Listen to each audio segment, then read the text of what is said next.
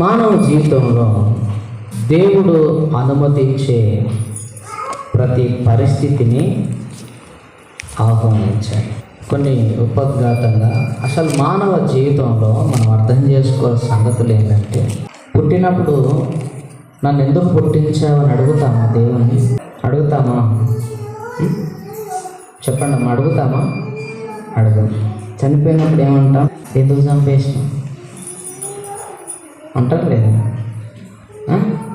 పుట్టినప్పుడు నన్ను ఎందుకు పుట్టించినావు అనే అధికారము వినియోగించుకోం, కానీ చనిపోయినప్పుడేమో ఎందుకు చంపేసినావు, ఏమన్యాయం చేసినా నేను అన్నట్టుగా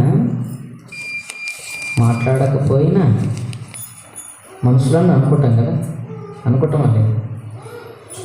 మానవ జీవితంలో దేవుడు ఏది అనుమతించినా ఆహ్వానించాలి.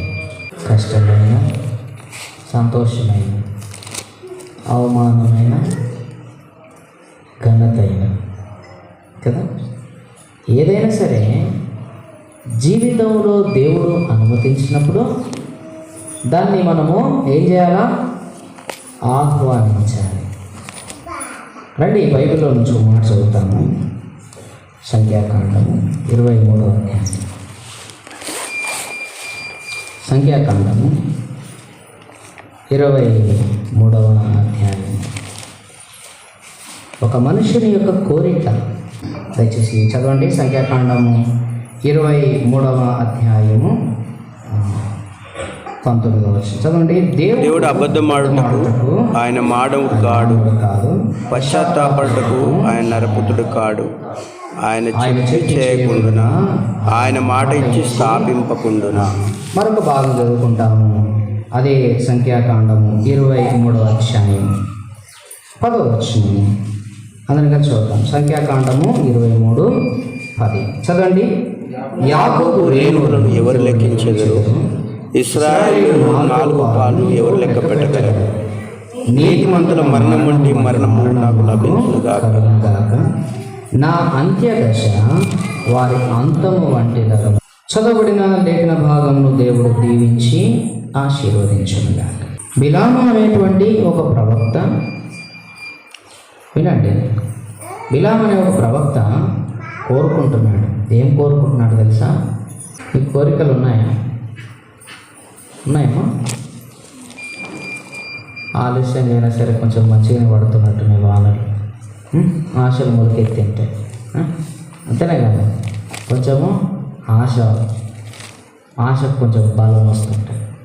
ఈసారి పంట బాగా పండాలి, పండితే అప్పు తీర్చాలా, పండితే పెళ్లి చేయాలి, పండితే ఇల్లు కట్టాలి, పండితే ఇంకా ఏదన్నా చేయాలి, కోరికలు ఉంటాయి.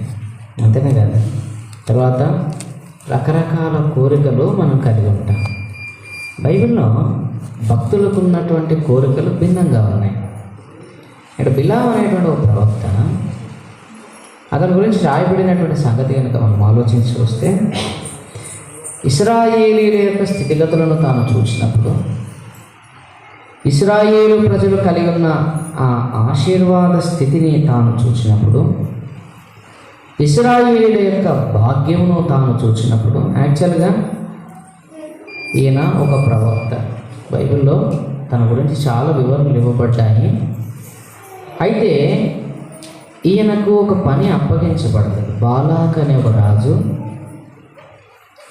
ఇశ్రాయేలు ప్రజల్ని శపించు, నీకు ఎన్ని పైసలు అంటే అంత ఇస్తాడు.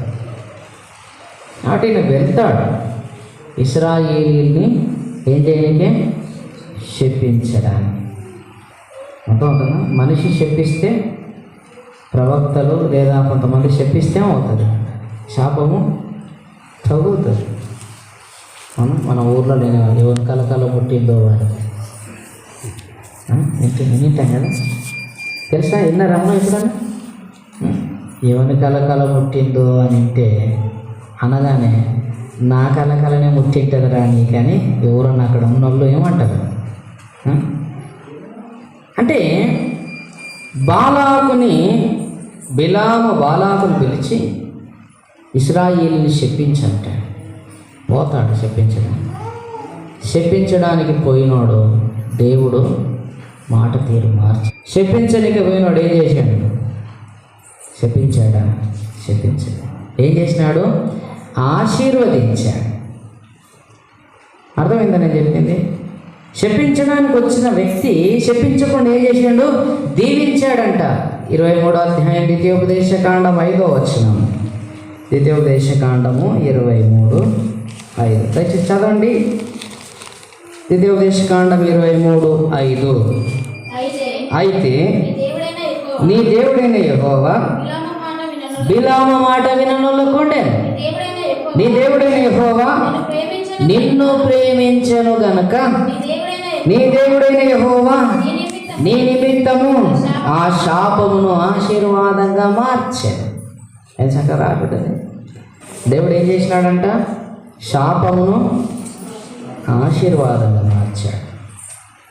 కాబట్టి అప్పుడు ఇశ్రాయేలీల స్థితిని బిలాము చూసి, ఇంత ఆశీర్వదించబడ్డోళ్ళ వీళ్ళు, ఇంత ప్రత్యేకమైన వాళ్ళ వీళ్ళు, ఇంత ప్రశస్తమైన వాళ్ళ వీళ్ళు అని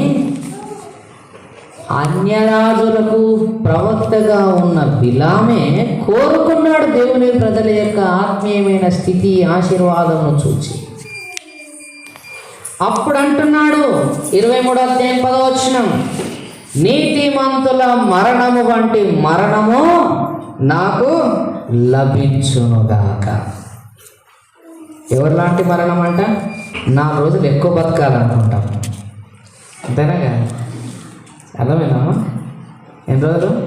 4 రోజులు ఎక్కువ బతకాలంటారు. మా నాయన వాళ్ళు 2 బతికే ఉన్నారు.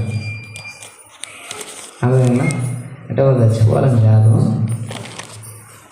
మొన్న మా అత్తమ్మ చనిపోయింది. మా నాయనమ్మ ఆమె 2 కలిసి పనిచేసిన కంపెనీలో, పట్టుపురుగుల కంపెనీలో ఎన్నో రోజులు పనిచేసి. మా నాయనమ్మ ఇప్పటికీ నెత్తికి కలర్ వేస్తుంది. ఇప్పటికీ నెత్తికి ఏమేస్తుంది? కలర్ వేస్తే. ఒకసారి నేను అడిగిన, ఎందుకు వేస్తున్నావు కలర్ అంటే పని చేసే సందర్భంలో. ఎందుకు వేస్తున్నావు అమ్మా కలర్ అంటే, ఇంటికి వెళ్తే తెల్లగానే రా ముసల్దాన్ని అయినా అని చెప్పి పనులకి వెళ్ళి ఏం చేస్తారు? తీసేస్తారు. కాబట్టి ఇంటికి ఏం కావాలి? ఎప్పటికీ నల్లగా ఉండాలని చెప్పి ఖచ్చితంగా ఆదివారం రోజు సాయంత్రం ఆమె డ్యూటీ ఏంది? మంచిగా పెయింట్. అదేంటి ఏమంటారు దాన్ని? ఏం కలర్ అది? అయ్యారా మీరు? ఇండికా ఇండికా ఏదో ఒకటి తెచ్చి ఇక మంచిగా కలుపుతుంది, వేడి నీళ్ళు పెడుతుంది. ఇక మంచిగా ఏం చేస్తుంది? దూవుతుంది. ఫస్ట్ రుద్దుతా ఉంటుంది. అంటే ఎందుకు చెబుతున్నాను ఈ మాటలంటే, ఆమెతో పనిచేసిన వాళ్ళు దాదాపు అందరూ చనిపోయి, ఒక 2 మిగిలిండ్రు. ఒక 2 మిగిలారు. ఒక 12 మంది పనిచేసేవాళ్ళు. అప్పుడు ఎవరో అడుగుతా ఉన్నారు మా బంధువులు, ఎన్ని రోజులు బతుకుతావే నాగమ్మ ఇంకా నువ్వు అంటే, ఊరు కాలయ్యిన దాకా నేను బతుకుంటాను. ఏముంటుంది? ఊరు ఖాళీ కావాలిరా. ఊరు ఖాళీ అయిందా అందరినీ అంతా వెళ్ళిన తర్వాత నీకు జాగ దొరకదు ఏ సమాధుల కాడ, మిమ్మల్ని అందరినీ పంపించే వస్తారని. ఏం చెబుతున్నా ఈ మాట్లాడితే, ఈ భూమి మీద ప్రతి మనిషి 4 రోజులు ఎక్కువ బ్రతకాలనుకుంటాడు. అందరు చచ్చిపోయినాక ఆఖరికి నేను చచ్చిపోతే బాగుండాలనుకుంటాడు. కానీ బైబిల్లో ఒక మనుషుణ్ణి చావు, ఎలాంటి చావు చావాలనుకుంటున్నాడు తెలుసా? నీతిమంతుల మరణము వంటి మరణము నాకు లభించునుగాక. ఇశ్రాయేలు ప్రజలు ఏ దేవుని చేత రక్షించబడ్డారో, ఏ దేవుని ఆశీర్వాదం పొందారో, ఏ దేవుడు వారిని దీవించాడో, ఏ దేవుడు మరణంలో నుండి జీవనానికి దాటించగలడో, అలాంటి ప్రజల వంటి మరణము నాకు కలుగునుగాక అని కోరుకుంటున్నాడు. అందుకే తాను చెప్తున్నాడు నీతిమంతుల మరణము. ఈ సాయంకాల సమయంలో ఈ కూడికను అయిపోయిన తర్వాత నీవు 2 ఆలోచనలు చేయాలి. ఇక్కడికి వచ్చిన నీవు చేయాల్సిన 2 ప్రాముఖ్యమైన ఆలోచనలు చేయాలి. ఒకటేంటి తెలుసా? నీ మరణం ఎలా ఉండబోతుంది. వాక్యం చెప్తుంది ఏంటంటే, మనము మరణమును ఏం చేయాలా? ప్రేమించాలి. మరణమును మనము ఇష్టపడాలి. మరణమును మనము కోరుకోవాలి. అయితే దేవుని వాక్యం అలా కోరుకున్నాడు. ఎవరు? బిలాము. ఈ సమయంలో మరణం విషయంలో ఈ మీటింగ్ అయిపోయేలోపు నువ్వు చేయాల్సిన మొట్టమొదటి ఆలోచన ఏంటో తెలుసా? నీ మరణం ఎలా ఉండబోతుంది? దేవుని వాక్యంలో మరణమును మనము ప్రేమించాలి, మరణమును మనము కోరుకోవాలి. అందుకే నీతిమంతుల మరణము, బైబిల్లో నీతిమంతుల మరణానికి దేవుడు గొప్ప గౌరవాన్ని ఇస్తున్నాడు. మరణం గురించి కనుక నీతిమంతుల మరణము రండి 116వ కీర్తన ఒక 5 నిమిషాల్లో ముగించేస్తాను. 5-10 నిమిషాల్లో ముగించేస్తాను. 116వ కీర్తన నీతిమంతుల మరణము విషయంలో దయచేసి చూడండి. 116వ కీర్తన 15వ వచనం చదవండి. 116:15 యెహోవా భక్తుల మరణము ఆయన దృష్టికి విలువ కలిగి. నీతిమంతుని మరణం ఏంటంట? దేవుని దృష్టికి విలువైనది. నీతిమంతుని మరణం దేవుని దృష్టికి విలువైనది, ఘనమైనది, గౌరవప్రదమైనది. దేవునికి నీతిమంతుని మరణం అంటే ఎంతో మర్యాద. నీతిమంతులైనటువంటి వారు కొనిపోబడుచున్నారు. నీతిమంతులైనటువంటి వారు ఏం చేస్తూ ఉన్నారంట? దేవుడు వాళ్ళను తీసుకొని వెళ్తా ఉన్నాడు. అయితే ఈ సాయంకాల సమయమున నీతిమంతుని మరణం దేవుని దృష్టికి విలువైనది, ఘనమైనది. నీతిమంతునికి చావు లేదు. నీతిమంతునికి ఏం లేదమ్మా? హెబ్రీయులకు రాసిన పత్రిక 11వ అధ్యాయం. నీతిమంతునికి ఏం లేదు? చావు లేదు.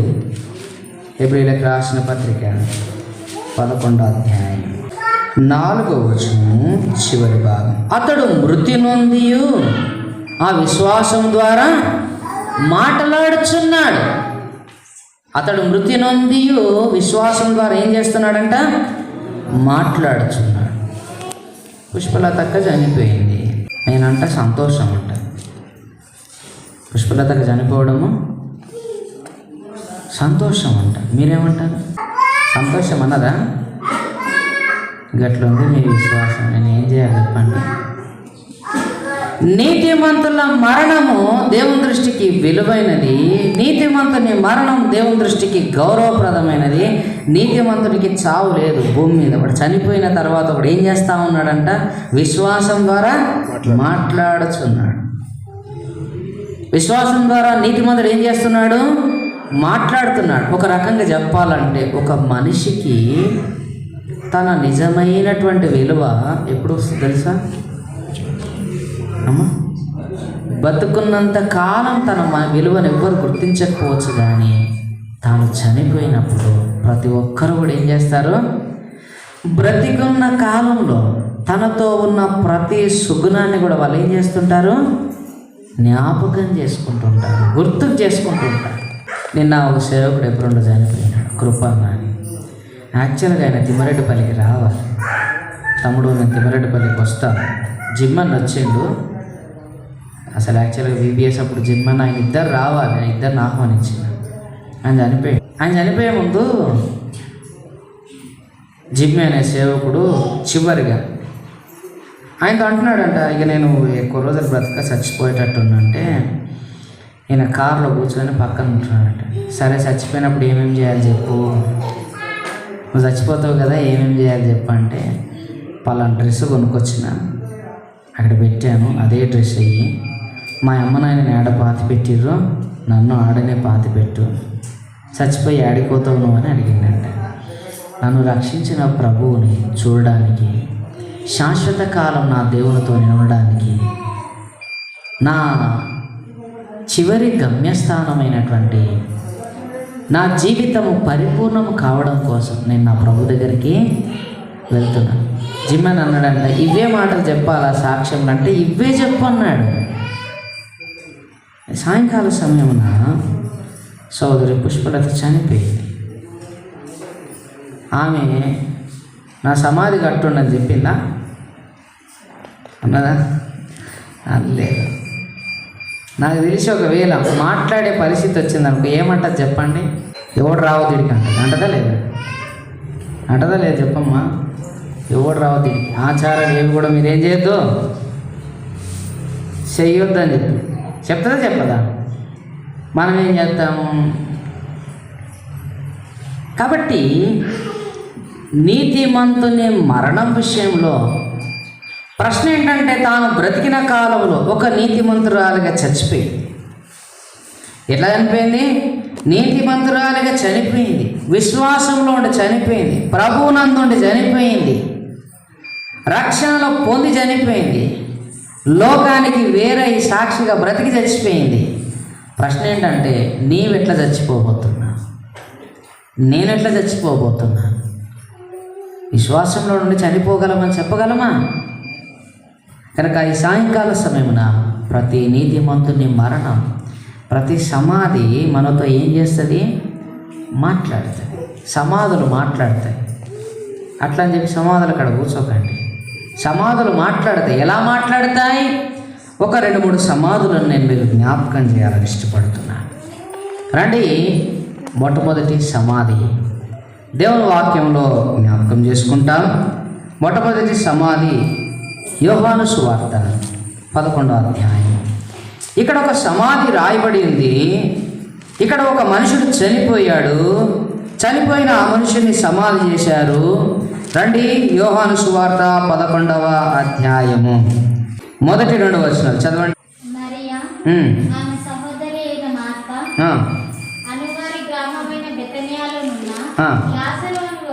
లాజరు అని ఒకడు రోగి ఆయను. ఈ లాజరు ప్రభువునకు అత్తరు పూసి తల వెంట్రుకలతో ఆయన పాదములు తుడిచి, మరియకు సహోదరుడు అతని అక్క చెల్లెండ్రు, ప్రభువా ఇదిగో నీవు ప్రేమించువాడు రోగి ఉన్నాడని ఆయన యుద్ధకు. ఈ దినాల్లోగా ఫోన్లు లేవు, వాట్సాప్ లేదు, ఫేస్బుక్ లేదు, ఇన్స్టాగ్రామ్ లేదు, ల్యాండ్లైన్ లేదు, బైకులు లేవు, కార్లు లేవు, ఏ సైకిల్ కూడా లేదు. అలాంటి దినాలు అవి. లాజరు రోగి అయి ఉన్నాడు అని అక్క చెల్లెళ్ళు ఇద్దరు మార్తా మరియా యేసుప్రభుకి సమాచారం పంపారు. పంపనీకి ఎంత దూరం పట్టిందో తెలియదు. ఎవరు ఏ ఊర్లో ఉన్నాడు, ఏ స్థలాల్లో ఉన్నాడు తెలుసుకోవడమే కష్టం. ఈ మొత్తానికి యేసుప్రభు దగ్గరికి ఏం వెళ్ళింది? సమాచారం వెళ్ళింది. యేసుప్రభు ఎవరు తెలుసా అమ్మ? బేతని అనే ఊరికి వస్తే, ఎడికి బేతని అనే ఊరికి పొరపాటున వస్తే డైరెక్ట్ పోయేది ఎవరింటికి? మార్తా మరియ వాళ్ళ ఇంటికే పోతాడు ఆయన. ఊరికి వచ్చిందంటే ఆలస్యం. ఎవరి దగ్గరికి వెళ్తాడు ఆయన? మార్తా మరియ వాళ్ళ ఇంటి దగ్గరికే వెళ్తాడు ఆయన. ఇట్లా చేసినానికి ఎవరైనా ఏమనుకుంటారు చెప్పండి? నేను చెప్పింది అర్థమైందమ్మా? ఎవరైనా ఏమనుకుంటారు? ఎప్పుడు వాళ్ళ ఇంటికే పోతావా? ఎప్పుడు వాళ్ళ ఇంటికే వెళ్తావా? సేవకులు కూడా ఎప్పుడన్నా ఎవరికి ఇంటికి వెళ్ళారనికి ఏమనుకుంటారు? అమ్మ ఎప్పుడు వాళ్ళ ఇంటికే పోతాడని ఆయన. ఇక్కడ యేసు ప్రభు బైబిల్లో భక్ష్యానికి బేతని అనే పుస్తకంలో 8 పర్యాయములు బేతని అనే గ్రామాన్ని ఏం చేశాడంట? ఆయన దర్శించాడు. యేసు ప్రభుకి మార్తా మరియా లాజరు కుటుంబానికి ఉన్న సంబంధాన్ని కనుక మనం ఆలోచిస్తే, యేసు ప్రభు పని చేస్తాడు. మార్తా మరియా యేసు ప్రభుని అడుగుతా ఉన్నారు. మార్తా అంటారు, యేసు ప్రభువా ఇగో నేను వచ్చిన ఇంటికి నువ్వు యేసు ప్రభు వస్తే ఒక్కడే వస్తాడా? ఏమ్మా, యేసు ప్రభుతో పాటు 70 మంది వచ్చేవారు. ఒక ఇంటికి ఒకటేసారి వస్తే 60-70 మంది ఎట్లుంటుంది చెప్పండి? 60-70 మందికి ఛాయ్ పెట్టాలని ఎంతసేపు అవుతుంది? అంతమంది ఇంటికి రాగానే మార్తా అంటుంది, ప్రభువా నేను ఒక్కదాన్ని ఎంత ప్రయాసపడి పనిచేస్తున్నా, నీకు అస్సలు ఫికర్ లేదు, నీకు చింత లేదా, మా అక్కడికి చెప్పవా అంటే ఈ మాటలు మనం చదివినప్పుడు ఈ కుటుంబానికి ప్రభువుకున్న సంబంధం ఏందని అర్థమవుతుంది. అట్లాంటి ప్రేమించే కుటుంబంలో లాజరు ఏమైనాడు? రోగి అయినాడన్న సమాచారం వచ్చింది. సమాచారం వస్తే ఏం చేస్తూ ఉన్నాడు యేసు ప్రభు? చూడండి దేవుని వాక్యంలో, యేసు అది విని, ఈ వ్యాధి మరణం కొరకు వచ్చినది కాదు కానీ దేవుని కుమారుడు దానివల్ల మహిమపరచబడినట్లు దేవుని మహిమ కొరకు వచ్చినదని. 4-6 వచనం. రోగి ఉన్నాడని యేసు వినినప్పుడు తానున్న చోటనే ఇంకా 2 దినములు నిలిచాడు. ఏమైందంట?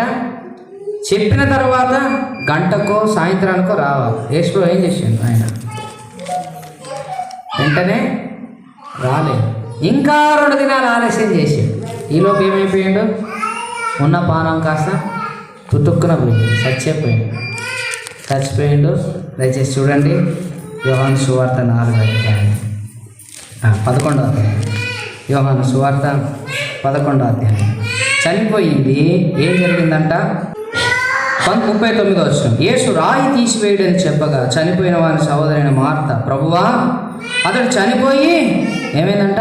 4 రోజులు. చచ్చిపోయి ఎంత అవుతుంది? 4 రోజులు అయ్యింది. నువ్వేమి ఇప్పుడు వచ్చి రాయి తీ అంటున్నావు? నువ్వు ఇక్కడ ఉండంటే మా అన్న చచ్చిపోయేటోడు కాదు, మా తమ్ముడు చచ్చిపోయేటోడు కాదు, అనవసరంగా మా తమ్ముడు చనిపోయినాడు. కానీ బైబిల్లో రాయబడినటువంటి మాట మనం కనుక ఆలోచించి చూస్తే, దయచేసి చూడండి 11వ అధ్యాయం, యోహాను సువార్త 11వ అధ్యాయం. అలాగున 43వ వచనం. చెప్పి లాజరు బయటికి రమ్మని బిగ్గరగా చెప్పగా చనిపోయిన వాడు కాళ్ళు చేతులు బేతవస్త్రములతో కట్టబడిన వాడే వెలుపలికి వచ్చాను. అతని ముఖ రూపమునకు రుమాలు కట్టి ఉండెను. అంతటా యేసు, మీరు అతని కట్లు విప్పుడి.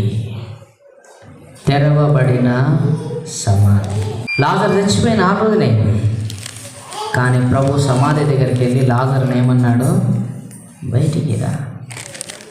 చచ్చిపోయి 4 దినాలైన వాడు ఏం చేసినాడు? బయటికి వచ్చాడు. వచ్చిన వాడు ఏం చేశాడు? ఆ తర్వాతి వచనాల్లో అధ్యాయంలో కనుక చూస్తే, యేసు ప్రభుతో కూడా లాజరును చంపాలి అంటే ఒక సాక్షిగా మార్చబడగలిగాడు. లాజరు మరణానికి ముందు రక్షణ అనుభవం లేదు.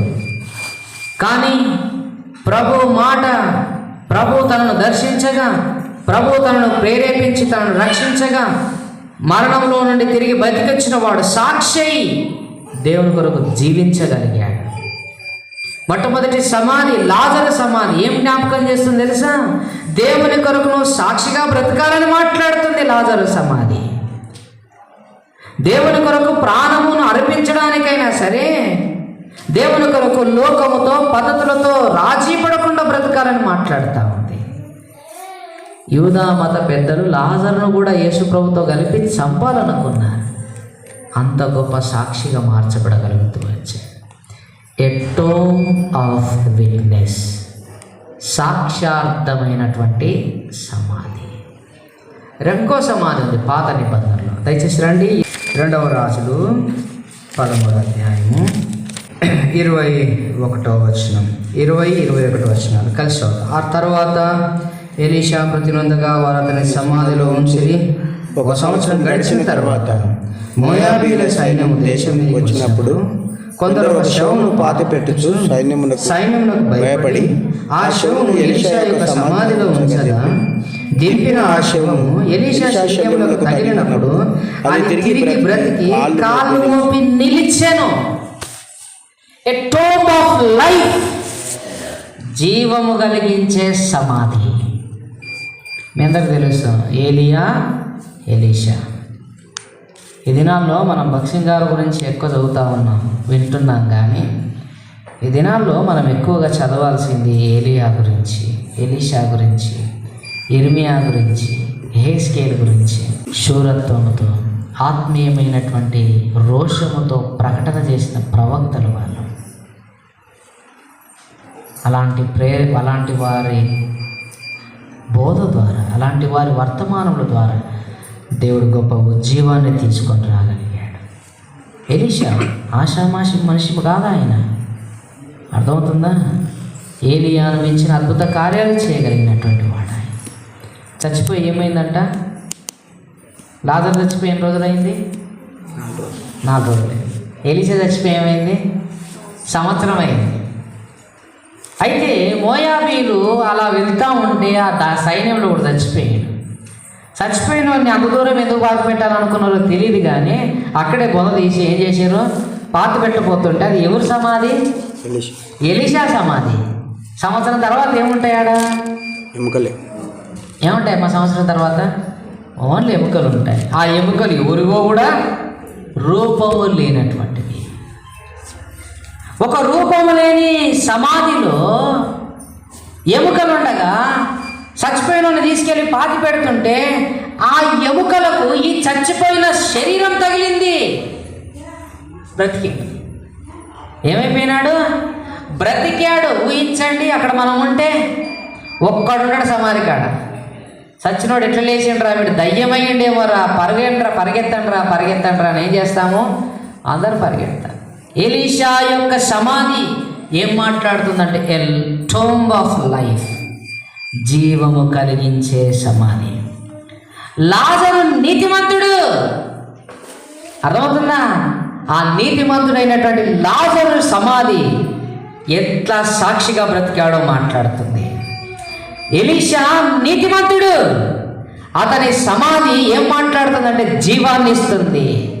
చనిపోయిన వాడికి జీవాన్ని ఇస్తుంది. నీవు నేను చచ్చిపోయిన రోజు కూడా గుర్తుపెట్టుకోండి, ఒక క్రైస్తవుడు చచ్చిపోయిన రోజు తను చేసిన సాక్షార్థమైన జీవితాన్ని బట్టి కానీ, తన యొక్క ప్రార్థన జీవితాన్ని బట్టి కానీ, తన భక్తిని బట్టి కానీ సాక్ష్యం చెప్పినప్పుడు ఆ సాక్ష్యాన్ని విని ఒక్కడన్నా రక్షించబడాలి. నువ్వు చనిపోయిన రోజు నిన్ను సమాధి పెట్టినప్పుడు నీ గురించి నీ కొడుకో, నీ కూతురో, నీ సహ విశ్వాసో, మీ సేవకుడో, మీ సంఘ పెద్దనో, నీ బంధువులో ఈయన బ్రతికిన బ్రతుకును బట్టి, ఈమె బ్రతికిన విశ్వాసం సహితమైన బ్రతుకును బట్టి ఇచ్చిన సాక్ష్యాన్ని బట్టి రక్షణ లేనివాడు అది విని వాడు రక్షించబడాలి. అలా ఉండాలని నా చావు, అలా ఉండాలని నా సమాధి. నీతిమంతుల మరణం వంటి మరణం నాకు లభించునుగాక. ఎందుకంటే అతడు చనిపోయి మాట్లాడుచున్నాడు. లాజరు చచ్చిపోయినా సాక్షిగా తిరిగి బ్రతికాడు. ఎలీషా చచ్చిపోయినా ఆ సమాధి జీవం లేని వానికి జీవాన్ని ఇవ్వగలిగింది. మూడవ సమాధి దయచేసి చదవండి. ద్వితీయోపదేశకాండం 34వ అధ్యాయము 7-8 మోషే చనిపోయినప్పుడు 120 సంవత్సరాలు గలవాడు, అతనికి దృష్టి మాంద్యం లేదు, అతని సత్వ తగ్గలేదు. ఇశ్రాయేలు మోయాబు మైదానంలో మోషేను 30 దినములు మోషేను గురించిన సలిపిన దినంలో సమాప్తమాయ్. ఏ మనిషి అండి మోషే? ఎన్నేళ్ళు బతికిండో? 120. బైబిల్లో రాయబడ్డది. కంటి చూపు తగ్గలేదంట. రెండోది ఏంది? సత్తువ తగ్గలేదు, బలము తగ్గలేదు, దృష్టి మాంద్యము లేదు, బలం. మనకు 10-11 ఏళ్ళకే అర్థమైందా? ఏం చేస్తాడు? 10-11 ఏళ్ళకి కొంతమంది అద్దాలు పెట్టుకున్నా కూడా అరే అద్దాలు పెట్టుకున్నాక కూడా కలిగేది కొంతమందికి. మీకు అర్థమైందా? అద్దాలు పెట్టుకున్నా కూడా కొంతమందికి ఏం కాదు, కనపడదు. కొంతమందికి బట్టి దత్త అనే దేవుని సేవకుడు ఉండే. మీరు ఎప్పుడైనా బక్సీ అంకుల్ ఫోటోలు చూసి ఉంటే ఒక చెతక్ స్కూటర్ మీద కూర్చొని ఉంటాడు అంకుల్. ఎల్ఎంఎల్ విస్పానో ఏదో చెతక్ స్కూటర్ ఉంటుంది. ఆ స్కూటర్ ముందు ఒక ఆయన స్కూటర్ నడిపిస్తుంటే హ్యాట్ పెట్టుకుని బట్టి దత్త అంకుల్. ఆయన ఒక 2 సంవత్సరాల కింద చనిపోయింది. ఒక పుస్తకం రాశాడు ఆయన, అద్భుతమైన వర్తమానికుడు. ఆయనకు దాదాపుగా 100 సంవత్సరాల దాకా ఆయనకి ఏం లేవు, అద్దాలు లేవు. ఆయనకి మంచిగా కట్టె పట్టుకొని టూప్ టాప్ ఇన్షర్ట్ చేసుకొని ఆర్మీ ఆయన ధైర్యంగా నడుచుకుంటూ టక్ నడుచుకుంటూ వచ్చేవాడు. What time man, I'm also young man అనేవాడు. నేను కూడా ఏమైనా వస్తున్నాయి అనేవాడు. మోషే 120 సంవత్సరాలు బ్రతికి ఏం కాలేదంట? దృష్టి మాంద్యము లేదు. తర్వాత ఏం కాలేదంట?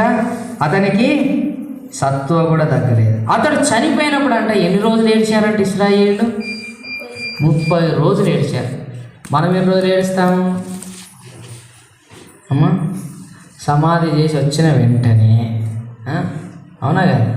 అట్లా సమాధి చేస్తాము. రాగానే ఏం చేస్తాం చెప్పండి? ఏం చేస్తాం? ఎవరి జ్ఞాపకములో వాళ్ళు బాగా గుర్తుపెట్టుకోండి.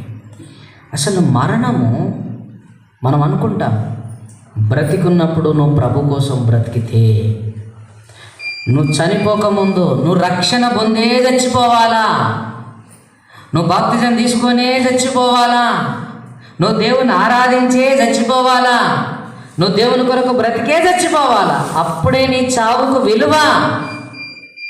లేకపోతే ఏమైతే తెలుసా? మీ చుట్టాలు వస్తారు, టైం అయింది పోతామంటారు. బాగా గుర్తుపెట్టుకోండి,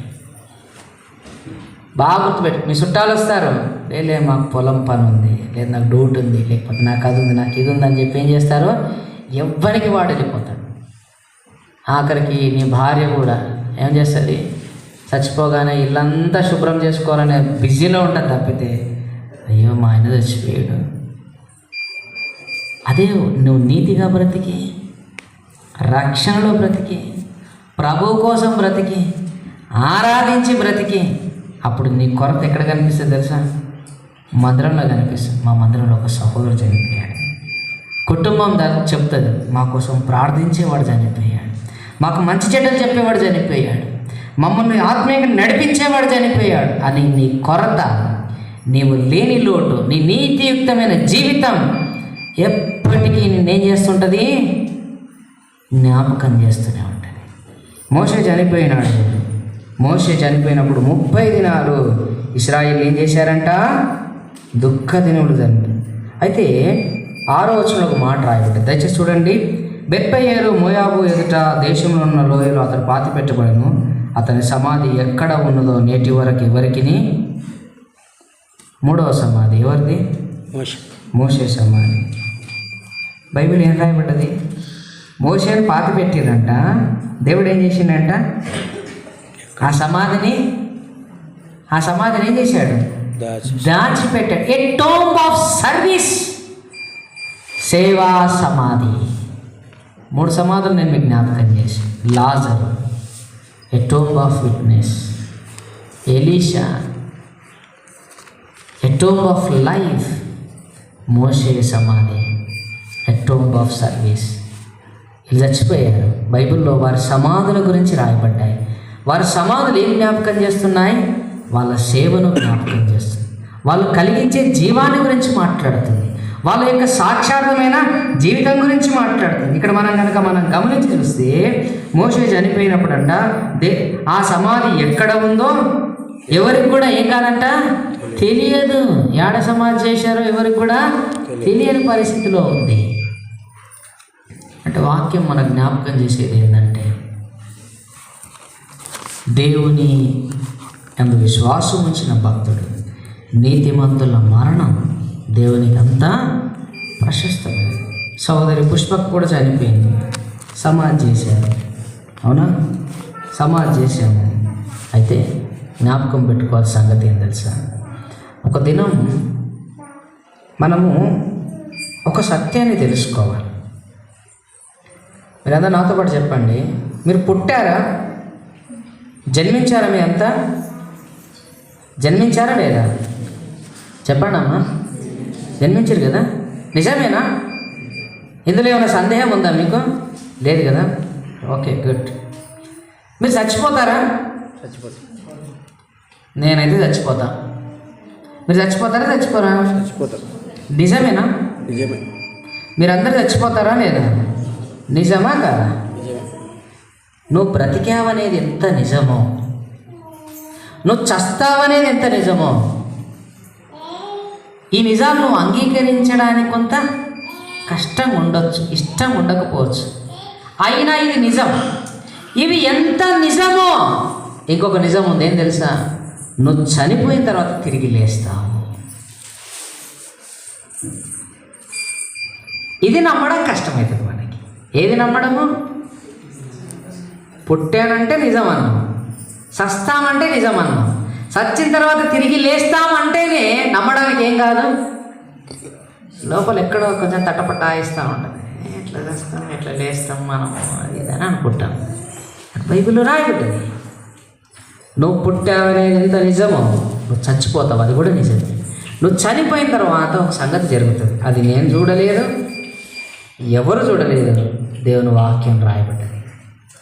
దేవుడు పెద్ద దూతల సమూహంతో ముందర ఒక ప్రధాన దూతను పెడితే ఆయన ఒక పెద్ద బూరను పట్టుకొని మొదటగా ఆకాశం మధ్యలోనికి వస్తాడు. ఎక్కడికి? ఆకాశం యొక్క మధ్యలోనికి వచ్చాక దేవుడు కూడా దూత వెనకాలనే ఉంటాడు. ఆయన వెనకాల పెద్ద దూతల సమూహం ఉంటుంది. ఎంత మహిమ కలిగిందిగా ఉంటుందో మీరు ఆలోచించవచ్చు. ఒక సర్పంచ్ వస్తేనే 4 కార్లు, 40 మంది మార్బలం, ఒక అంగు ఆర్భాటం, ఒక సర్పంచ్ వస్తేనే గింత మహిమకరంగా ఉంటే సర్వాధికారి అయినటువంటి దేవుడు ఒక దినాన మధ్యాకాశంలోనికి రాబోతున్నాడు. ఎట్లా? సర్వదూతల సమూహముతో, ఒక మహిమ కలిగినటువంటి దూతల సమూహంతో రాగానే మొట్టమొదటిగా జరిగేది ఏం తెలుసా? ఆ దూత ఆ బూర ఊరుతుంది. ఒక్క నిమిషంలో జరిగిపోతుంది అంతా. బైబిల్లో రాయబడ్డది. ఆ స్వరం ఎవరు వింటారు తెలుసా? ఎవరు వింటారు తెలుసా? చచ్చిపోయిన వాళ్ళందరూ వింటారు. చచ్చిపోయిన వాళ్ళందరికీ ఆ స్వరం వినబడుతుంది. నేను చెప్పేది అర్థమైందా? అందరికంటే మళ్ళీ అందరికి కాదు. ఎవరైతే యేసు ప్రభువునందు విశ్వాసం ఉంచారో, ఎవరి పాపములు క్షమించబడ్డాయో, ఎవరి జీవితాలు మార్చబడ్డాయో, ఎవరు ప్రభుని ఆరాధించారో, ఎవరు ప్రభు కొరకు బ్రతికారో, ఎవరు అంతం వరకు రక్షణలో నిలబడ్డారో, ఎవరు ఎన్ని పరిస్థితులు వచ్చినా ప్రభుని విడవకుండా బ్రతికారో వాళ్ళకి వినబడుతుంది. ఏ శబ్దము? బూర శబ్దం. బైబిల్లో రాయబడి సమాధులు తెరవబడతాయి. ఎవ్వరు తెరవాల్సిన అవసరం లేదు, సమాధులు తెరుచుకుంటాయి. ఆ దేహం లేస్తుంది. అర్థమైందా? బొక్కలు నాకు తెలిసి 20 ఏళ్ళ కింద చచ్చిపోయిన వాళ్ళ సమాధి తెరిస్తే ఏమైనా ఉంటాయా? ఏముంటాయి? ఏమైనా ఉంటుందా? ఏమి ఉండదాడ. ఖాళీ సమాధి ఉంటుందాడ. కానీ అదే సమాధిలో పాతి పెట్టబడిన అదే దేహము అమర్త్యతను, బలమును, మహిమను, ఘనతను ధరించుకొని తిరిగి లేస్తుంది. ఇంకో సంగతి జరుగుతుంది. ఏం తెలుసా? ఫస్ట్ సమాధిలో ఉన్న వాళ్ళు లేస్తారు. రెండోది ఏం జరుగుతుంది తెలుసా? నువ్వు అప్పుడు బతికి ఉంటే, నువ్వు రక్షించబడి ఉంటే, నువ్వు ఆరాధిస్తుంటే, ఆ రోజుకు నువ్వు బల్ల తీసుకొని ఉంటే, తీసుకోపోయింటే నాకు తెలియదు. కథమే, నీ పేరు కట్టే, నీకు వినపడదు. ఎవరైతే ప్రభులో ఉంటారో వారికి ఆ శబ్దం వినపడదు. అందుకే బైబిల్ రాయబడి నా గొర్రెలు నా స్వరం వింటాయి. బ్రతికి ఉన్న నీవు ఆ శబ్దం వినబడుతుంది. మొదట చనిపోయిన వాళ్ళు లేపబడతారు, ఆ తర్వాత సజీవులమైన మనం ఆకాశ మండలంలో మేఘముల మీద కొనుకోబడతాం. బైబిల్లో రాయబడింది. కాగా మనము సదాకాలము ప్రభువుతో కూడా. అయితే విషయం ఏంటి తెలుసా? ఆ దూతల సమూహముతో ప్రభు వచ్చినప్పుడు నీ ప్రియులు, నీ భర్త, నీ భార్య, నీ కొడుకు, నీ కూతురు, నీ అన్న, నీ తమ్ముడు, నీ సేవకుడు చనిపోయి ఉంటే వాళ్ళు సంపూర్ణ దేహంతో, పరిపూర్ణ మహిమతో, సంపూర్ణ బలంతో వాళ్ళు తిరిగి లేస్తారు. వాళ్ళను నువ్వు ఏం చేయబోతున్నావు? చూడబోతున్నావు. ఇది నేను చెప్పే మాటలు కాదు. ఇది ఏ సేవకుడు రాయలేదు. ఇది ఏ సంఘ సిద్ధాంతం కాదు. ఇది దేవుడే తెలియజేస్తున్నటువంటి సత్యం.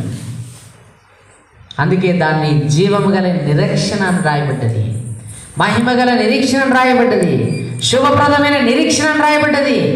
ప్రభుతో కూడా ఉండబోతున్నా. చనిపోయిన వాళ్ళ దినాలు కాదు మనం చేయాల్సింది, వాళ్ళు బ్రతికిన ఆత్మీయమైన జీవితం మనం జీవించడానికి ఇష్టపడాలి. చనిపోయిన వాళ్ళ కార్యక్రమాలు చేస్తే వాళ్ళు సంతోషపడతారో బాధపడతారో నాకు తెలియదు, కానీ దేవునికి విరోధంగా మనం అనేక పనులు చేసి దేవుని హృదయాన్ని దుఃఖపరుస్తా ఉన్నాం. ఈ 3 సమాధులు 300 ఆత్మీయమైన సంగతులను జ్ఞాపకం చేస్తాను. ఒకటేంటి? మోషే యొక్క సమాధి, ఏ టోంబ్ ఆఫ్ సర్వీస్. దేవుని ఎంత సేవించాడనే మాటను మాట్లాడాను. మోషే సమాధి దొరికింటే ఏమైంది తెలుసా? పెద్ద దర్గా చేసేవాళ్ళం. ఇప్పుడు మక్క ఉండేది కాదు, మోసే సమాధే ఉండేది. మీరు ఊహించండి. ఎందుకు? మనిషికి సహజమైనటువంటి స్వభావం. ఒక మనిషి గొప్పవాడు కనిపిస్తే వాడిని దేవుని చేసేస్తాడు. దేవుడు అందుకే మోసే సమాధిని ఏం చేశాడు? ఎవరికి తెలియకుండా దాచిపెట్టి. కాబట్టి ఈ కోడిక ముగించేలోపు సూటిగా ఒక ప్రశ్న ఏంటి తెలుసా? నీ సమాధి ఎలా ఉండబోతుంది? నీ చావు ఎలా ఉండబోతుంది? ఎప్పుడన్నా మాట్లాడుకున్నారా మీరు? నేను చచ్చిపోతే గిట్లుండాలి, నువ్వు చచ్చిపోతే గిట్లుండాలి. ఎప్పుడన్నా మాట్లాడుకున్నావా మనం? మా దగ్గరకు ఒక సేవకుడు వచ్చాడు.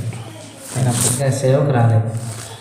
బతుకుండగానే భార్యకు గొయ్యి తవ్వించాడు, ఈయనకు గొయ్యి తవ్వుకున్నాడు. బాపనోళ్ళు, ప్యూర్ బ్రాహ్మణ్స్, బందర్ సత్యనారాయణ గారని చనిపోయాడు. బతుకుండగానే సమాధి తవ్వి సమాధి మీద పేరు కూడా రాపించుకున్నాడు. జననం రాపించాడు, మరణం ఖాళీగా పెట్టాడు. పెట్టి చచ్చిపోయిన రోజు డేట్ కొట్టమన్నాడు. అయిపోయి అర్థమైందా? వాస్తవం ఇది. బతికుండగానే బొద్ద పెట్టుకున్నాడు, భార్యకు దోవి పెట్టిండు, ఆయనకు దోవి పెట్టుకున్నాడు. ఏ మీటింగ్కి వచ్చినా అది చెప్పేవాడు. ఆయనకు సాక్ష్య పుస్తకం ఉంటుంది, చదవండి. నిరీక్షణ ఏంటది మనకు? ఆ నిరీక్షణ కలిగిన వారంగా ప్రభువు కోసం మనకంటే ముందు చనిపోయిన వాళ్ళు ఎలా బ్రతికారో మనం అలా బ్రతకడానికి ఇష్టపడాలి. 5వ అధ్యాయం యోహాను సువార్త, దయచేసి రండి. 5వ అధ్యాయం 25వ వచనం అందరం కలిసి చదువుతాం.